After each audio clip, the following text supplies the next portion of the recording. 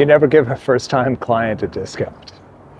You're going to discredit yourself and look yourself is a lower part of the power dynamic in sales.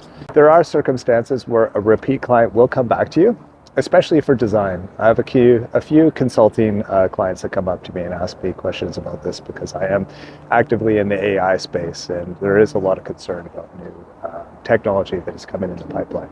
So there are certain circumstances, and I was asked today, do I discount my services? Hey, repeat clients? For sure.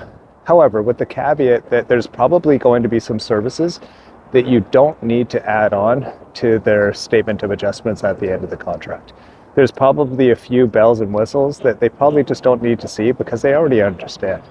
So if that's the case, you review it with the client. We're like, number one, always agree with the client and frame it in a way of, I can actually do this for you.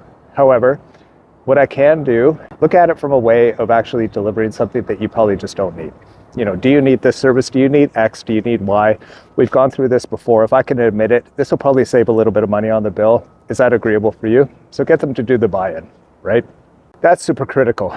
And especially for designers, when it's usually 50% down, 50% upon delivery, you have to be really mindful, with the clients. Not every client is amazing. Not every client is great. We have to deal with everybody. But there will be clients that through the process, you're putting in everything. You're putting in your heart, your soul. Design is super vulnerable.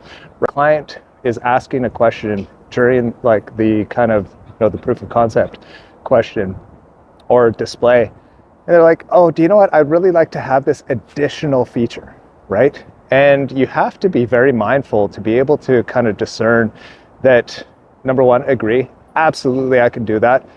For our deliverables on this project, we're going to be delivering this.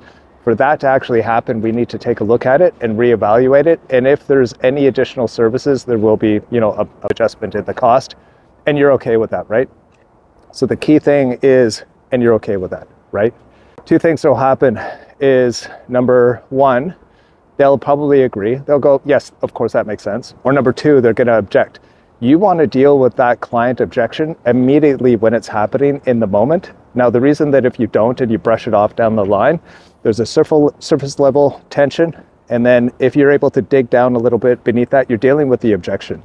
But if you allow it to manifest and grow, that objection will go all the way down to a root level. And when it hits a root level, the issue then, it becomes not about the objection, it becomes about the ego. And dealing with an ego disagreement with a client is not where you want to be, especially when they hold 50% of your bag.